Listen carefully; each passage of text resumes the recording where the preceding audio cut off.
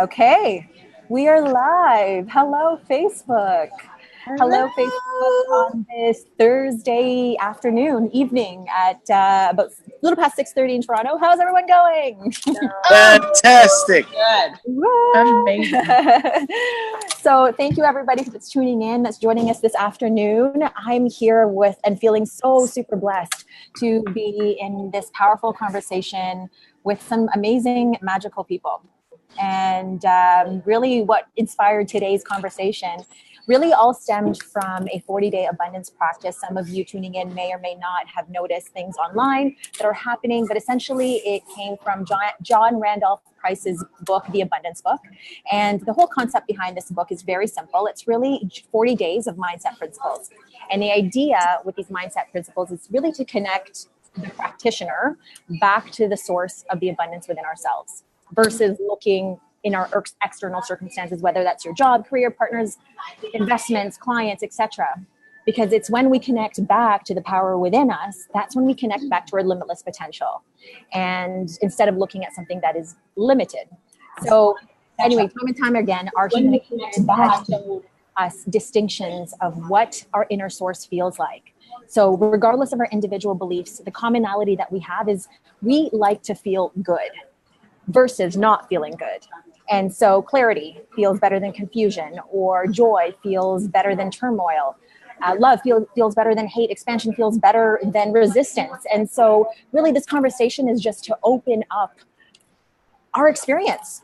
You know, what does our experience look like? And it's not in any way to impose our own individual beliefs. It's just to share. Because after all, that's the whole meaning behind connecting with others. And we're all in this together. So our intention here is to hopefully inspire everyone as well as ourselves, grow everybody as well as ourselves.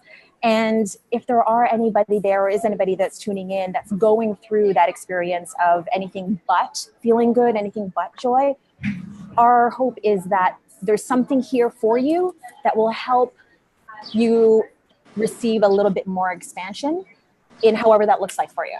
So without further ado, I'm going to introduce, well, I'm not personally going to introduce, we'll go round table.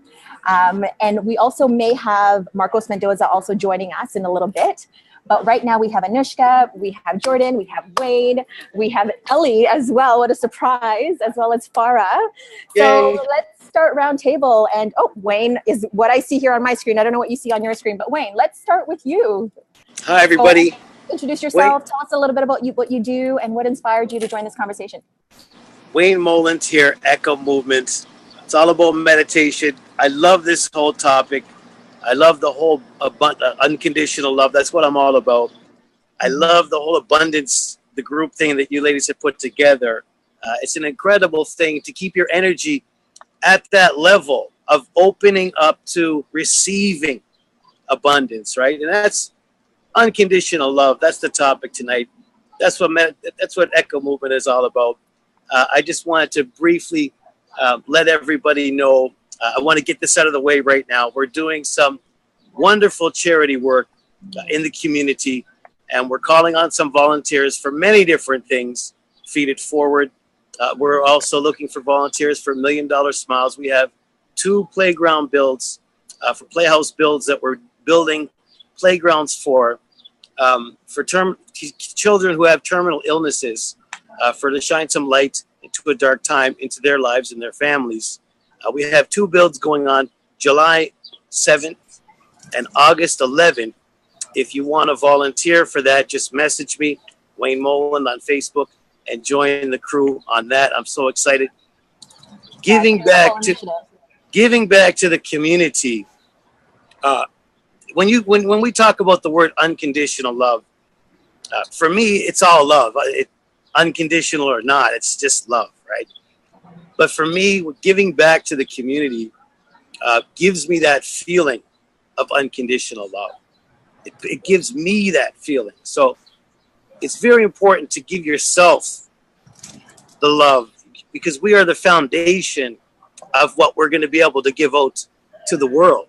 So we have to do the things that make us happy so that we can spread unconditional love. Like I said, one of my favorite topics. We did a blast last night, Sarah D and myself, on the Echo Movement and 5D TV network on Echo Helps, we blasted the whole world with abundance. There's just like abundance, unconditional love is the same thing. There's plenty to go around for everyone here. Every living thing has the power and the worthiness of receiving unconditional love and abundance. So we just have to open it up within ourselves, in turn opening up for everyone, because we're all connected. So that's just my little piece that I wanted to talk about for this. I'm going to let someone else take the mic right now. Well, it's definitely a blessing to have you on here with us, Brother Wayne. Thank you. Yes, absolutely. And so I guess next we'll go with Anushka. Can you hear us, Anushka? Yeah. Hey, everybody. So, like I said, my name is Anushka. I started Conscious Productions. It's a multi-sensory, multi-dimensional production company. And my title is a meditation integration coach. And so that incorporates yoga, that incorporates multi-dimensional discussions like this, philosophy, world music, and holistic healing of different sorts. So that's what Conscious Productions is about. And so the reason why I wanted to was so engaged in the 40-day practice, specifically unconditional love, was it was an interesting topic when I first heard of unconditional love.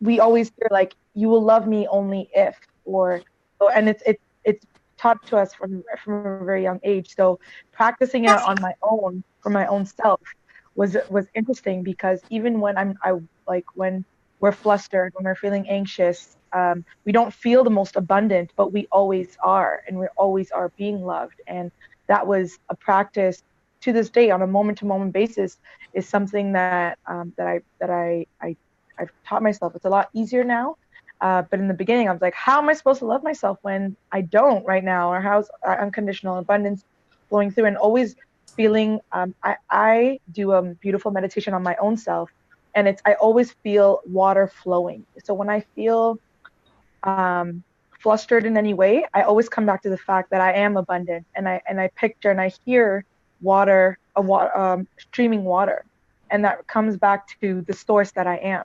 So it's very powerful. It's a very powerful exercise, because it reminds me who I actually am, rather than this fear that I'm experiencing.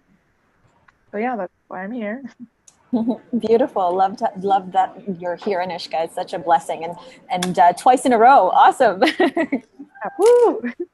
All right, Mr. Jordan Lindo. Woo! There's always that like small delay. Hey guys, how's it going? My name is Jordan Lindo. I'm a mindset consultant, and what that essentially means is I help people shift their perspective, shift their mindset, so that they can manifest what it is that they want to manifest, whatever they desire. And I'm on the call because it's so funny. Yesterday I was on a coaching call, and this was the exact same topic of that coaching call. Of course it was. And I was talking for 3 hours on this exact same topic. So when I saw this, I'm like, yeah, I'm there. Even though I may not be able to stay for the entire thing, I'm happy to be here and contribute whatever I can. And yeah, I think it's probably the most important topic, to be honest with you, because unconditional love, I think, is probably at the root of every single issue and every single breakthrough, right? So yeah, that's all I really have to say about that for now. Thank you so much for joining us, Jordan. Again, such a blessing to have you join us today.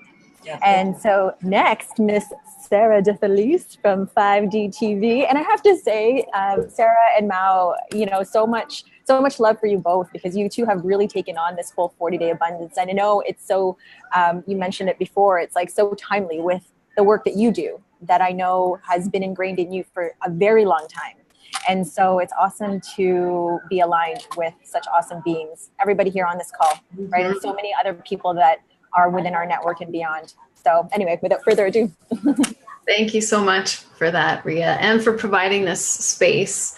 And as you said, the timing, and I shared in the abundance group, everything right now is aligning. Like, this is proof. Like, all these beautiful faces I'm looking at on the computer here, and the same mission and the same vibration that we're holding, and the same passion and desire we have to just spread love. And last night after the show with Brother Wayne, we were talking about how unconditional love is actually, I believe, a new frequency on the planet. And we're all busy really anchoring this vibration and understanding it. And I know for me, to get to this place of unconditional love, you have to go through your judgments. Like, where you fail to love, it's because there's a judgment in place. And true unconditional love means that we are in a place of complete acceptance. And that's the one love. And that's what we're all holding each other's hands right now, walking back home to this, really and truly. So it's an honor for me to be here. It really is an honor to be on this path with all of you and to just see what's unfolding before us. Beautiful. Thank you. And last but certainly not least, these two beauties on the screen here, Farah and Ellie. It's so beautiful to have you both join. And so, yeah, tell us a bit about you and what you do and why you're here. Absolutely. So, first of all, I just want to say I too am so honored to be on this call and speaking for the both of us right now. But yeah, super, like, I'm really so present to the community that I'm a part of, that I tap into, and I'm so grateful to be on this journey. Sarah, you said it, you were like word for word as you were speaking. I'm like, oh my God, that's exactly how I feel around, my journey currently and over the last few months around unconditional love. So that went straight to my heart, and thank you so much for speaking the truth. It just felt like you're speaking for me as well. So we'll introduce ourselves. So my name is Farah Rodriguez. I've been an event coordinator for a few years now, about 5 years, for a large university downtown Toronto. I also have an online business in health and wellness, and my big passion, and the reason that I'm here is to learn and provide practices of Tantra to the whole world, as many people as possible in my lifetime.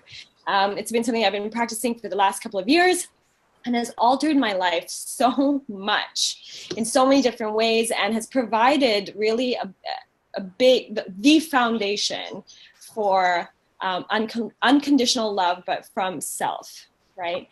And it's been a tool to provide so much healing. It's been a tool for me to manifest, to create, to really get to know myself at source. It's truly the reason why I'm here. So I'm excited. I'm, on that journey this year, more than ever. And it's just been, when you're in alignment and with your true self, and everything just starts to line up, and you're like what is happening? That's what it feels like over the last couple of months, which is, I'm very, very grateful. Very, very grateful. Do you want to introduce yourself? So, yes. So, my name is Elizabeth Sanez.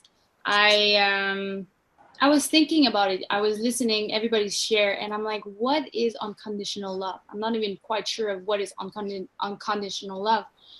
So I've Googled it, and basically the definition is known as affection without any limitations, or love without conditions. And as I was reading the definition, I thought about the person that I want to have unconditional love for is myself. Mm-hmm. And these past years, I've did so many programs. I've trained myself, and I keep training myself to consistently opening my heart. And my biggest training is Farah, but for me, unconditional love is opening my heart, and it's being vulnerable. And if I am sad, I am sad, and it's okay. And if I'm mad, I'm mad, and it's okay. And it's to be true. It's to be as the closest true of myself with a big S. And it's basically what I do in life. I teach people around money, where I coach them. and it's basically to remove whatever is whatever's in their way for them to not come from their true self. So I strongly believe that, and it's my belief, it's not the truth, but that unconditional love has to do with who I am today, who I know to be today, and keep discovering at source who I am really. And thank you so much for having this call. This is amazing. Well, it's so lovely to have both of you ladies. And so, yeah, I'm really excited to get into this. But real quick, Ria Ann, I'm the co-founder of Syndicate 33. What we do is we provide mentorship programs to emerging markets around the globe, to young adults that are looking to step into their leadership. My little bit about me and a little bit of my background is I have been in coaching, and that's kind of been the pattern in my life for the past 15 years. However, it hasn't always been coaching in alignment with who I truly am. You know, it was coaching in the corporate world, and not that there's anything wrong with that. I appreciated and learned so much there. However, what was missing there was I still needed to learn more about me. And part of that experience was really embracing, like Ellie was saying, that unconditional love for myself. And so it's an ongoing journey. And as much as, yes, you know, I can put on the coaching hat, I'm a student first. And in all of my interactions, it's like we're students and teachers all alike. And that's why I love this community and this type of conversation, because again, we're all in this together. And it's not imposing any of our personal beliefs. It's just sharing, so that if there's something there that, you know, creates that light bulb and connects us to more of who we are, then that's a blessing in itself. So yeah, I'm so excited and ecstatic. And if I wasn't in a cafe right now, I would literally be dancing and screaming. But anyway, I love you all. And so let's open it up. How has unconditional love showed up in your life, your work? How has it showed up in the most surprising ways? How has it showed up in ways that didn't show up like unconditional love at first? I don't know, whatever flows, whatever feels good. I'd love to go first because I know Elizabeth needs to hop off quickly, but a big part of my journey, I think, you know, I can't remember who touched up. I think you did, babe, but I truly believe that we're all on this planet to experience that, the expansion of unconditional love. And, you know, my biggest learning tool, my biggest teacher, my biggest student has been this relationship that I have with Elizabeth. And for the last few months, I've, you know, Sarah, you talked about judgment, you know, and oh my God, you know, I've never, I think over the last few years of me really discovering, beginning the journey of discovering who I am, I've had that journey by myself, right? So I've had to, I've discovered certain things and, you know, discovered how to provide myself healing, how to love myself more, what that looks like and what that feels like, so I can keep providing that for myself as I grow and expand. And this relationship has just deepened that in so many different ways. In ways where I've, you know, had to uncover things that have been in the way, sort of things that have been hiding away through my journey by myself, around how I see myself, how I see the world, what I think is right and wrong, you know, what I believe that we're here for, all the judgments that I've had, you know, playing in the background for, you know, what it means to be a human being, what it means to love, what it needs to look like, what it needs to feel like, and what it needs to represent, right? And Elizabeth we're very similar in certain aspects, but also very, very different in our communication and how we express ourselves, not just through word, but through action and through our being sometimes. And, you know, it's had me really, you know, this is the person that I love, and it's had me really take a look at how it is that I view the world, how it is that I view myself and what I feel is right. And to choose to let that go and to choose love. And one of the greatest tools that I've had, Elizabeth actually, talks about this very often in her courses, but and lives by it, but to really tap into our inner child, like our my inner Farah, to check in with her, find out how she's feeling, what does she need. And I've read a couple of books that have really made a huge difference. One is The Judgment Detox, phenomenal book, and then another is The Dark Side of the Light Chasers, which blew my mind. But there are all these different little practices that you can involve into your life, into your mind frame, to start getting connected to what is it when I have a judgment, like to really see the judgment as, okay, this is an indication that there's something there. There's something, there might be something that's blocking you, myself, right? Because it's never about the other person, ever, ever, ever about the other person. It is always a gift. It is such a gift. And could you repeat those books again? So it's The Judgment Detox by Marianne. What's her last name? I can't remember, but she's a phenomenal writer. And then is it Gabrielle Bernstein? Oh, sorry. Yes, you're right. You got it. Got it. I put it in there. The Dark Side of the Light Chasers. Another phenomenal book. But yeah, so it's never about the other person. And so now it's I can't say that it's easier, but I've now provided myself tools where I can really sit back and just, take a look at what is the gift here? What do I need to know? What do I need to learn? Because I know every single time is an opportunity for me to expand love for myself, for the world. I know that's why I'm here. I totally know it. That's why I'm here. And so, yeah, I think that's it on my end. Love it. Sorry, go ahead. No, Ria, can I ask you to repeat the question one more time again? Yeah, it's really in no particular question. It's just whatever comes to you in terms of what you want to touch on with your experience of unconditional love. Whether that showed up and how that shows up in your life, and how has it showed up in your work, how has it showed up in ways that didn't look like that right away, and whatever comes to you. Yeah, for me, it shows up every day in my life. I go do the grocery. Am I being very nice with the person who's going to scan my item, or I'm being rude to her? Am I going to be interested into her and call her by her name and say, hi, how are you? Are you having a good day? Just simple things that make a difference in someone's life. And it's basically who I am, moment by moment by moment by moment. It's not because I was great 5 minutes ago that now I can let loose. So for myself, I would say that it show up all the time, and I'm repeating myself, but where it did show up the most is with Farah.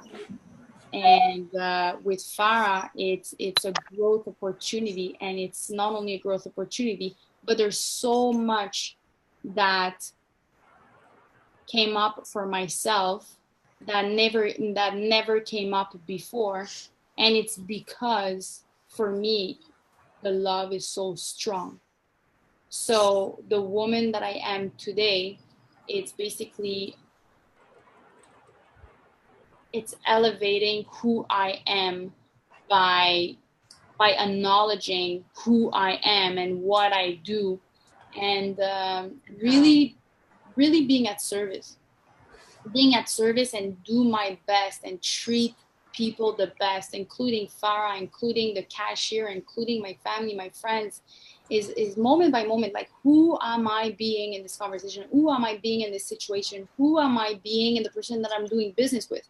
Am I sitting down with someone just for the fact of doing business, or am I sitting with someone because I'm highly, really, honestly interested into? So for me, unconditional love is being real, is being truth. It's being real and being truthful at every single moment of the day. Am I being that all the time? Absolutely not. And I'm very aware of it. And all opportunity where I'm not, it's a great opportunity to catch myself and look where was there. And do I always do that? Absolutely not. So, yeah. Thank you. I would love to get into learning a little bit about, and maybe even if someone feels called to it, to talk a little bit about what was that, I guess, that time or that experience for you where when we realized you got present to, hey, I'm actually not being unconditional love in this area. But before we do it, I want to honor our guest that came through, Marcos Mendoza. Welcome. So Marcos, we had the opportunity to introduce ourselves earlier, share a little bit about what we do, our work, what calls us to this conversation. So is it okay that we give Marcos the seat at this moment? Sure. Yeah. Of course. I get. Okay. Yeah. So Cool. intro away. Yeah. Sorry I'm late. I was meditating. I fell asleep completely. It's amazing. So who am I? Here we go. I am coming to the realization that I am a conduit of self-expression for others. I am a channeler. I use channeling from source, whatever that is, to be able to, I believe, express the emotions of the world through my ability to use words and emotional expression to be able to deliver messages that maybe and perhaps a lot of people are afraid to say or afraid to feel. And it's a gift and a curse in the sense that I have an incredibly high tolerance for pain, but because of that pain, I can deliver authentically what I believe others are feeling through what I absorb and listen to as an empath. I am a businessman, which is really weird to say because I've never been a businessman. And now I'm a fucking businessman. Like, yeah. Hey. So that's pretty cool to That's changing say. lives, right? I'm close to becoming a millionaire, which is fantastic. So that's awesome. But it's also terrifying. I am the son of two of the most wonderful people on earth that I am committed to retiring by the end of this year. I am the brother to a beautiful sister. I am a self-taught pianist, piano player, lyricist, spoken word artist, somewhat of a poet. I am standing strong in my leadership through self-acknowledgement. And I am also suffering in many different ways. And I am,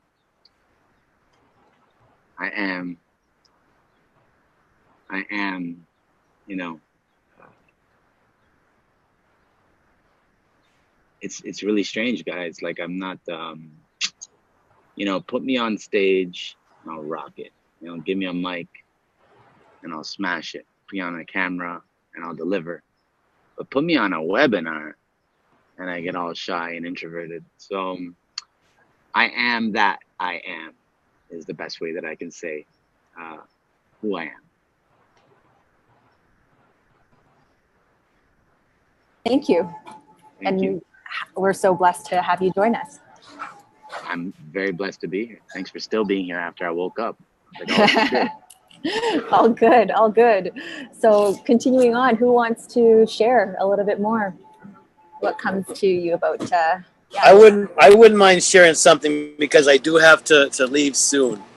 And we're on the top. What's up, Marcos? Nice to see you, my brother. Just blessed to be on this panel at with everybody here. Incredible people. Unconditional love is what we're talking about today, and a lot of great points were already said already. And for me, my parents are here visiting from Nova Scotia. They just got here this morning, and they are an example of unconditional love that they've had for me because.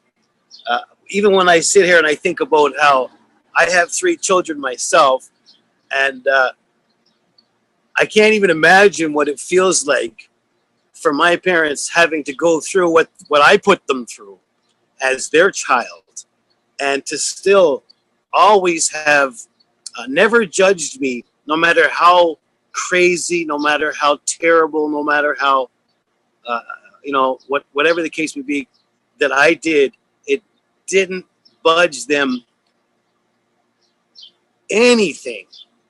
They loved me the same, no matter what I was doing, no matter, how if they were embarrassed of me, proud of me, happy of it, didn't matter what I did. They loved me anyways. And they, to me, are like the best example. A lot of us are blessed to have great parents. And some of us are, just don't have that blessing. But, I had that blessing of having parents who really taught me unconditional love, which we need to have for ourselves, for everyone else. It doesn't matter what you or what anybody else does. We can send people love regardless. Sometimes it has to be from a distance, but that's okay. We can do that too. But for me, it's all about the unconditional love, where it doesn't matter what anybody does. We can still love them anyways. And that's what a great thing for that is meditation, of course, right? Echo Movement is all about meditation. And when you meditate and you go within yourself and you release a lot of guilt, a lot of judgment, a lot of all these different things that we've talked about even in this call, that's when you clear the space to allow magic to take its place. And to me, that magic is love. So that's what I'm feeling from my heart right now to express. And I have to say goodbye to everybody right now. My parents are inside. We're just going to have some dinner. So say hi to your parents for us. Hello, Parents. So listen, don't forget everyone. We're doing some $1 Million Smiles builds. Once again, July 7th and August 11th. If you want to join us for that, let me know. And also go to echomovement.ca, where meditation is the way. Namaste. One love to all that is, everybody. Peace. Love you, Wayne. My brother Wayne. Love you. It's so funny. He brought up his parents, and it's too bad you had to go. Well, you'll catch the replay, Brother Wayne. But Yes. A blessing. I'll stick around for you, sir. Okay, it's a blessing to have parents who actually practice unconditional love, because you think most people say their parents will have unconditional love for their children, right? It just seems like you can't not say that. But if we do look at society, I think that it's very common that I don't know if we can truly say that. It's how often do parents want you to go down a certain path, and then even subconsciously when they see you going a different direction, what they feel about that, right? Because you're not choosing to live life the same way that they chose to live their life. They almost take it as an attack, right? And all of these changes now as leaders that we're coming to, and we're saying to live life differently, the judgments that go along with that, right? And to be able to just let go of all of it and accept people where they're at, so that we can truly step into this unconditional loving space. And I think Marcos mentioned it, Wayne, you mentioned it too. One of my mentors, Melissa Jolly, she talks about how pain and suffering is actually it's guilt. It's looking for almost this what's the word? Punishment for having that guilty feeling, and how guilt is the biggest misunderstanding of all, and that we're all here on our journey, on our own path, learning our own things, and how we can really respect and love every single human for the path that they're on. That brought something up for me, because I wrote so I have a 36-day online course that's being produced right now, and one of the lessons that I wrote today, it's called something, the PPF method, which is the past, present, future method. And it's where you acknowledge who you were, who you are, and who you aspire to be. And then you find in who you were, who you are, and who you aspire to be, the areas that are related to suffering and lack. And the whole purpose of the lesson is for you to circle the areas that are lack, and then create a solution in that lack, so that you can identify with the fact and the ability that in the lack, there's actually abundance. So out of everything that is lacking, or rather is full of scarcity, there is still an opportunity in there. So if you look at scarcity from a perspective of lack and stay there, then yes, you are in a negative state, attracting negative outcomes. But But if you look at lack as an opportunity to develop and apply a solution, then you're looking at lack as a rich in possibility and abundant in resources. So based on what Sarah just said, something just came up for me, because I admittedly said I am suffering, and I'm suffering with, many different things that I continue to suffer with. And what I realized was, in the correlation to what Sarah just mentioned about the unconditional love and the judgment of pain and suffering, and how we ask for it as a form of getting to where we want to be. I think I do that all the time. Mm-hmm. And what came up for me is there's also, so there's the punchline, there is unconditional love for pain and suffering as well. Mm-hmm. And that, it can be a subjective or a relative conversation, but the unconditional love for pain and suffering, because some of us learn best through pain and suffering, can still be unconditional love. Whether it's healthy love or not is a story, but who's to say what's healthy or not, in the sense of how well the outcome is based on what happens in terms of the action that you take from what you learn in that state of unconditional love for your pain and suffering. Because if I'm looking at lack as an opportunity, if I'm looking at scarcity as something that puts me in a state of richness, and when I look at it as a possibility to demonstrate or to exude abundance, then there is still an unconditional love for that kind of learning that allows me to become as great as I am, or as great as I aspire to be. So it's really strange how, we've associated unconditional love as this pure thing, because as soon as you asked question, I smirked a little bit because I thought of my girlfriend. And then I was like, oh yeah, I know what unconditional love is. But then Sarah just brought it up, and I'm like, oh, wait a minute. I think I have unconditional love for pain and suffering as well, because I keep going back to that. I don't know. That would be something to explore. But what you did say in your program that you were talking about is that looking at the lack and looking at the scarcity and finding value in that. We actually spoke about that on some of the previous calls, about how there is value in that. And I think the value is that it's a pointer to how we can unconditionally love that area of scarcity and lack. And when we give that unconditional love, it switches the whole mindset into value. And I think unconditional love is a conversation of how much we value ourselves. Because as we all talk about, unconditional love, first and foremost, must be for ourselves, that we love all areas of ourselves, every single thing. And the deeper we go, and I think, Farah, you said it too, about that inner child, and there's so much there from, patterns and programmings from our parents and our religions and all these different things that have kept us in our scarcity and in our lack. And the pain that was associated that. And so I think that pain is almost like a pointer to go to those places, to just shine that unconditional love on it, realize and recognize the value we hold within, because I think that's also, we all talk about law of attraction, and to really keep that abundance, it's to own and hold that frequency of abundance and value inside always. Like, you step in and you're in it, and it's there, period. Mm-hmm. Beautiful. I have a story to share.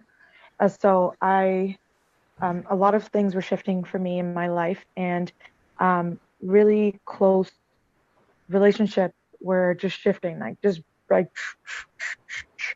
and the saying is, if you are a good friend, you'll X, you know what I mean? And so that what the definition of what a friendship is staying there for someone through thick and thin. Let's just say even an intimate relationship.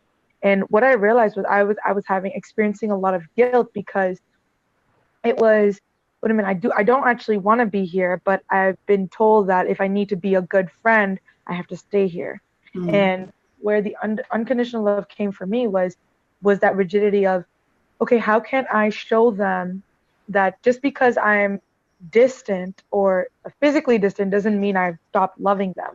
Mm-hmm. Right? And that goes for our parents, for partners, old partners, friends, everything. And that was where the unconditional stories came up for me. Was I was judging myself so much that because I didn't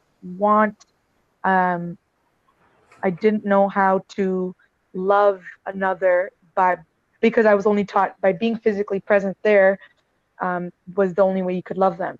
And so that was an interesting story. And so when I was writing about unconditional love, it was understanding that, no matter wherever they are. And even saying no, that's unconditional love too, right? It just depends on the energy that you hold behind the word, like suffering as well. And so that was a huge lesson for myself, because it's all love at the end of the day. But not but and it was on the path of knowing that is where I learned unconditional love, which was great. Beautiful. Yeah, I'm really just present to everybody's sharing.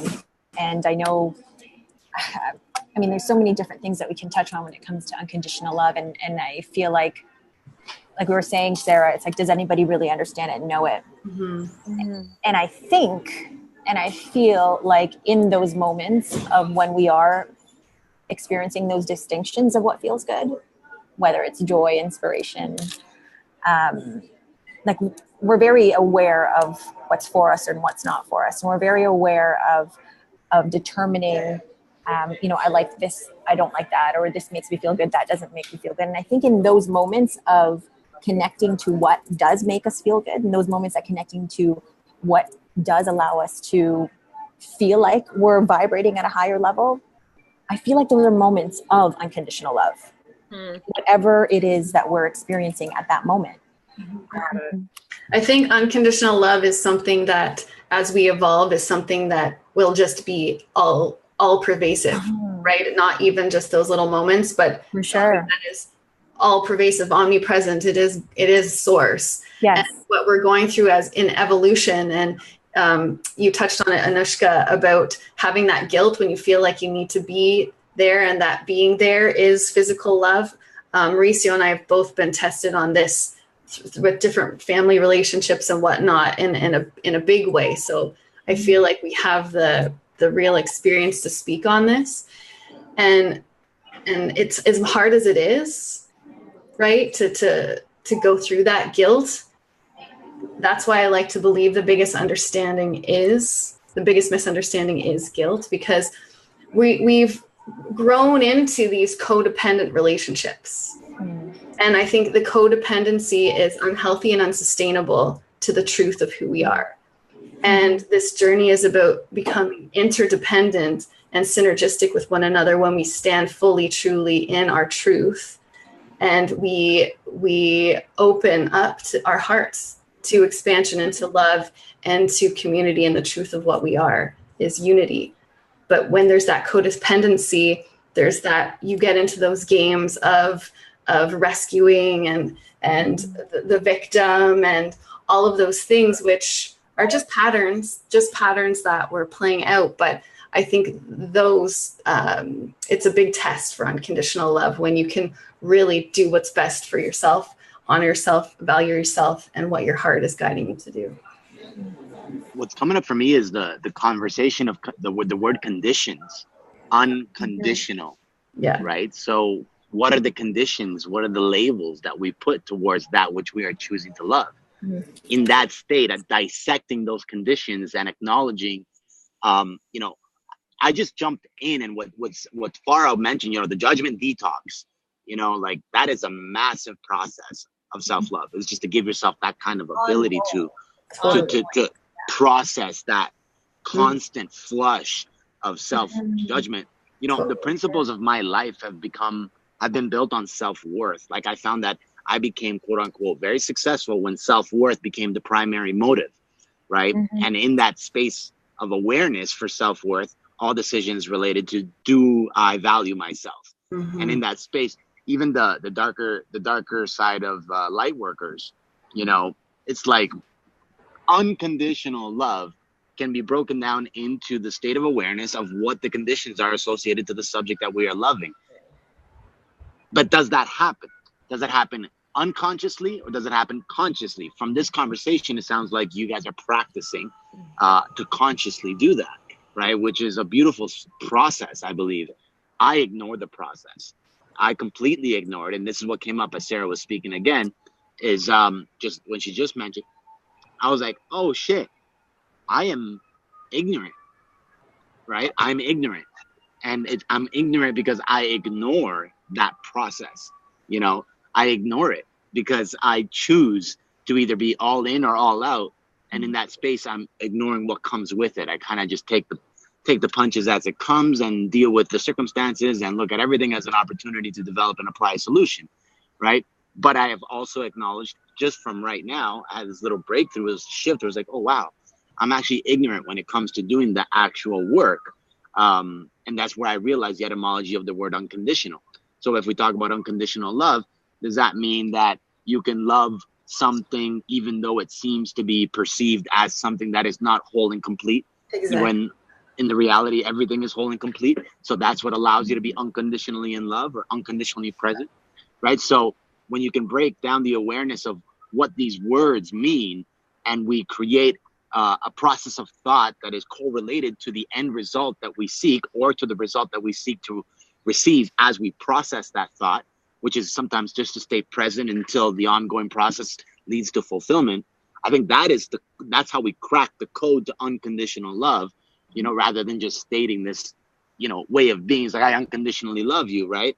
But there's an abundance of conditions that come with that choice, right? And I think we forget that because words have become so, it's like the word purpose. I call the word purpose the slut of the personal development industry. It just gets thrown around everywhere.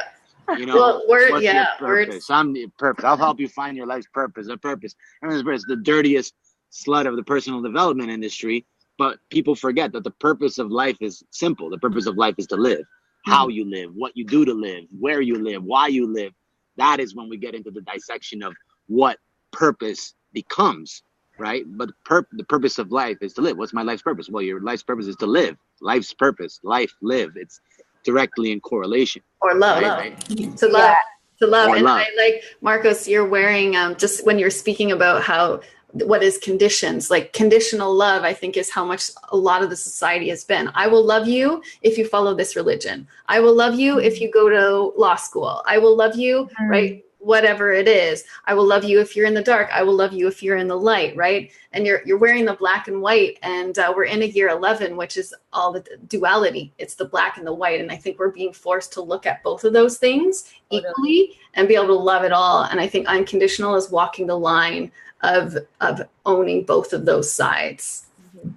And I agree with you on the words. There, you know what? At the end of the day, the words, I think as we evolve, words will become less and less and less important because they do lose meaning. You can talk and talk and talk and use brilliant words, but actually not feel it inside, right? And that's where we attract, is through our vibration that we hold inside. So to really feel unconditional love is, I don't think you can know it until you truly, truly feel it.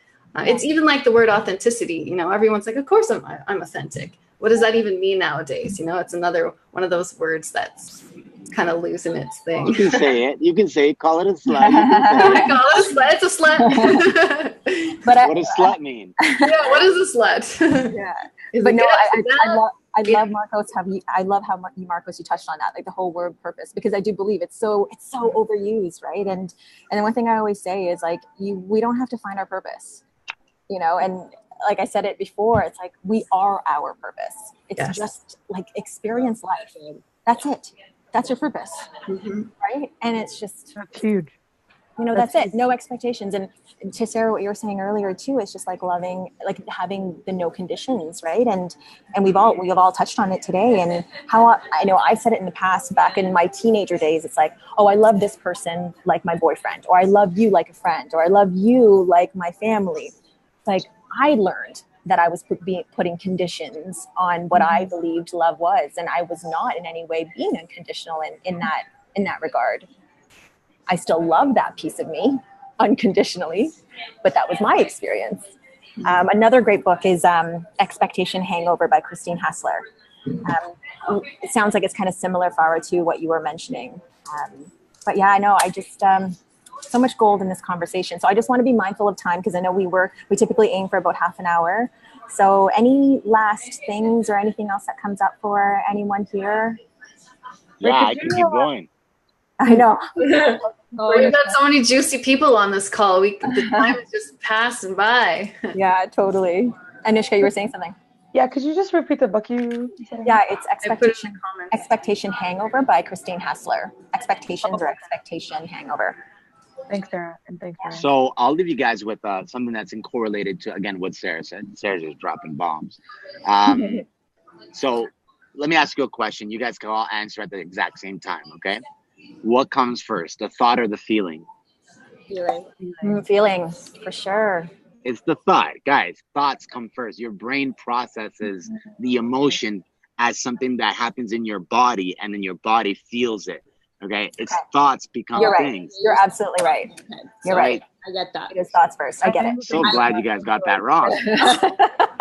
No, I So- process the question differently. I Yes. process the question based on importance for me personally. I like Mm. that. So that's how I that. process. Likewise. But absolutely, Likewise. that's how it does flow. I get that. I still love you unconditionally. I processed it in a way where that the thought actually doesn't manifest. It's the feeling within the thought that manifests. So that's why I said the feeling first. And But you're I- right. And you're 100% right. Now I'm going off of just what my studies. So, you know, the law of attraction. So with Sarah, when you touched on the law of attraction, I wrote about the law of attraction in my lesson today. And essentially, the law of attraction, the primary principle in the law of attraction is that thoughts become things. And this saying that I'm about to state is the saying that makes up the entire principle. All the principles combined that makes up that law, which is first we think, then we do, then we become what we are. But there's a scientific thing that's happening as well, which is the brain is processing a thought, which is sending, you know, millions and millions and millions and billions of neurons all working in harmony towards a feeling. That feeling is created from that thought. If the thought is negative and the emotion is negative, then the outcome is negative. If the thought is positive and the emotion is positive, then the outcome is positive. But if the thought is positive and the feeling is negative, then the outcome is negative. And that's only because feelings are more powerful in the experience of manifestation than thinking manifestation. I could think positively for a positive end result, but not feel a positive end result. But I could feel really good, but think really negatively and still think in a state of conviction that I feel great as an outcome. So for the state of unconditional love, as we are dissecting these conditions to what we love, what we choose to love, and we respect the process of thought towards manifestation and understand and realize that thoughts become things. First we think, then we do, then we become what we are. If we can start to really look at how the conscious thoughts perceive everything based on the six senses all around us, and those six senses that we have active at all times are sending signals to our subconscious mind, which is perceiving things based on an illogical level, but rather on a subconscious emotional level, your body will manifest that which feels like manifesting, not what you think for it to manifest. This is where harmony occurs.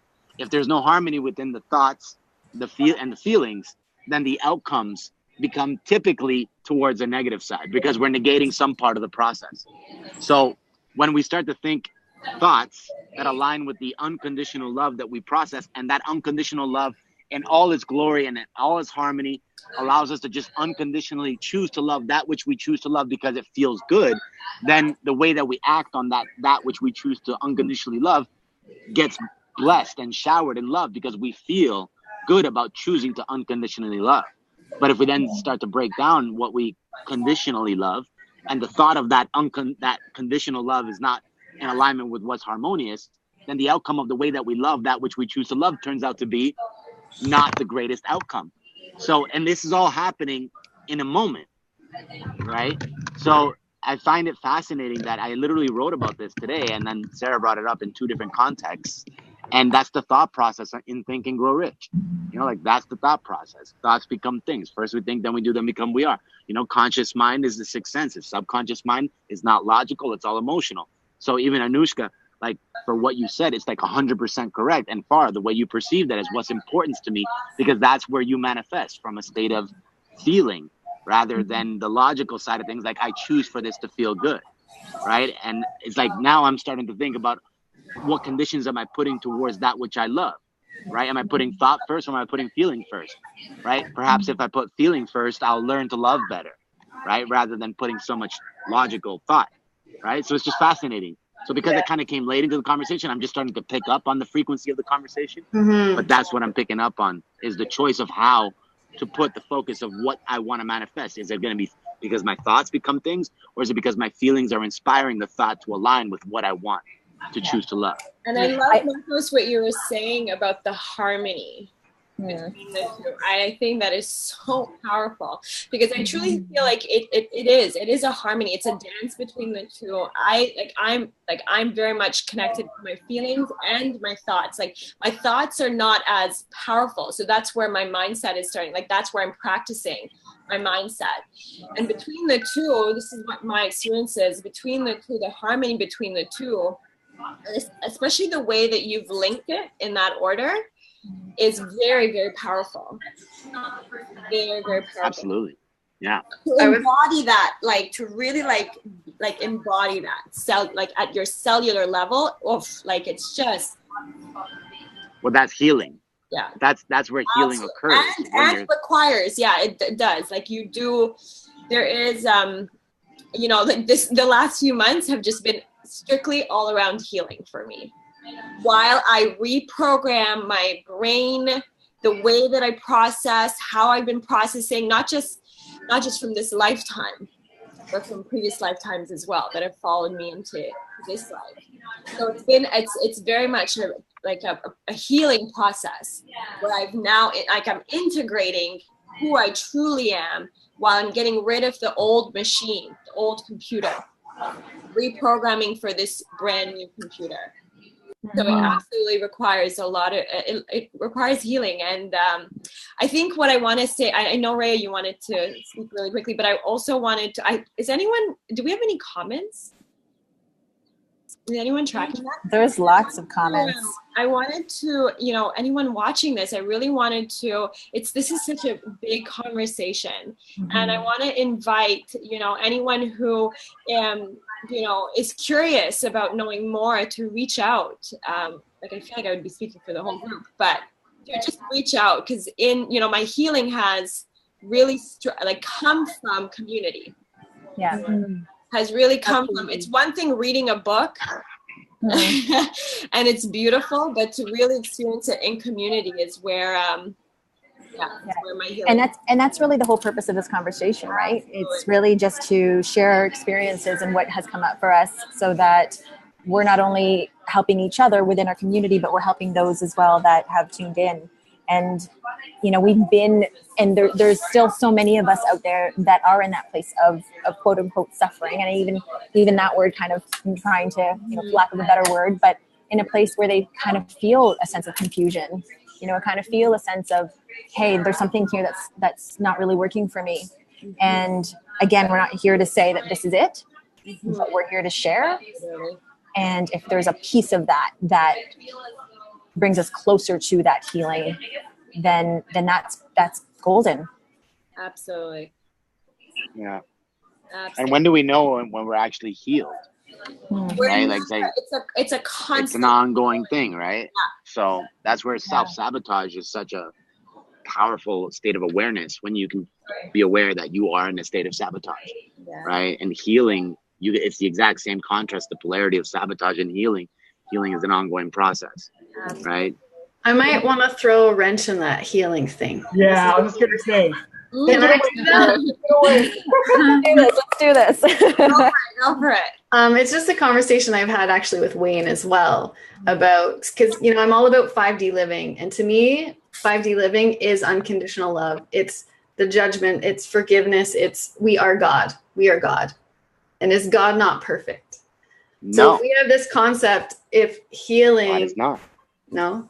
I don't think so. Perfectly perfect. I choose to live in a world where everything's perfect, because I feel like it's more effortless, and there's grace and there's unconditional love there. So it's the mindset that I choose. It's that pronoia, to believe that the universe is working in your favor. So if to use the word healing, and I mean, I still use that word healing, but it's just, again, to just, throw it out there. Is it to say that we're not already there, that we haven't already made it? Do we want to live in a world where we constantly have to heal and make ourselves better? And that there's something wrong, that there's something off, that we're not whole, that we're not complete?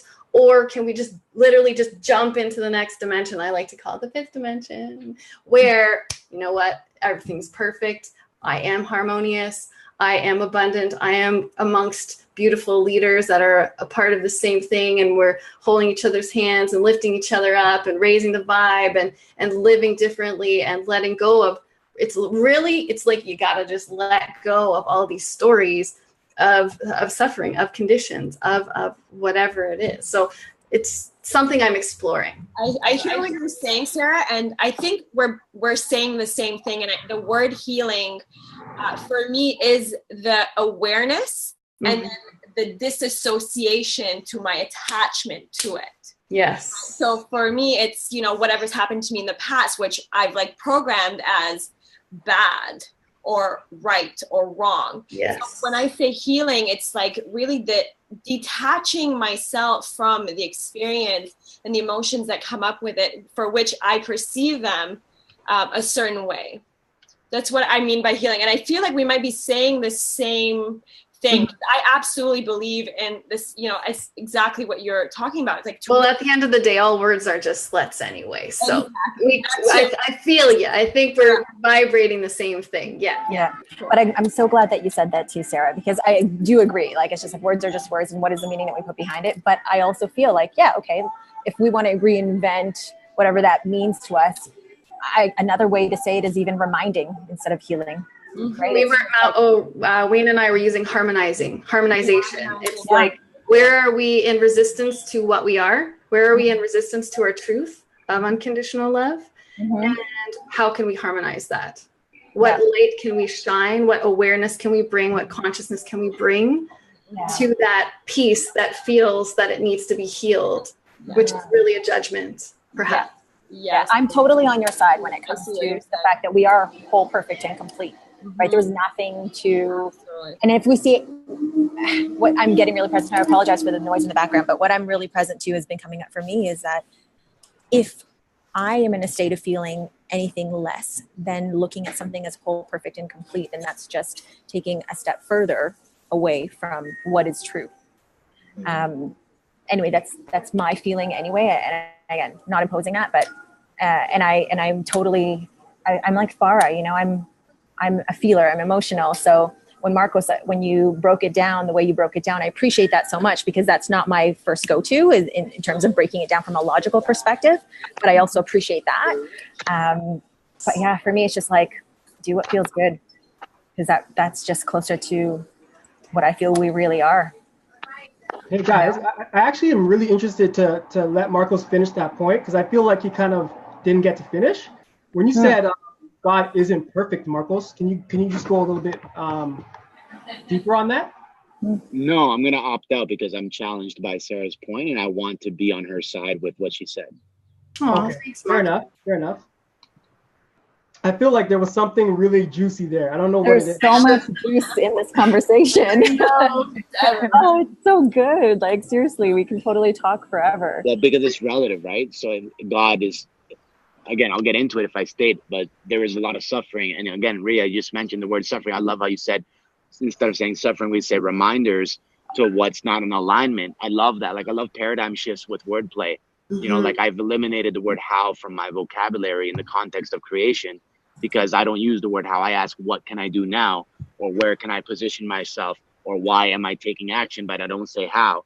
And any of the other words other than how put me in a state of progressive action towards manifestation, rather than how paralyzing me and having to come up with all the answers on the spot to be able to take action. So in the state of the conversation for the God conversation, which is a whole other conversation, there's a lot of imperfect perfection that exists that causes a lot of quote unquote suffering. So we could say that there's a lot of quote unquote suffering, or we could say that a lot of people need a lot of reminders, right? But in reality, what is the reality of what people choose? It's obviously the unconditional love of self, and the unconditional love of all things, means that there's no condition to the way we choose to look at the way we look at things. If you change the way you look at things, the things you look at change, right? Wayne Dyer.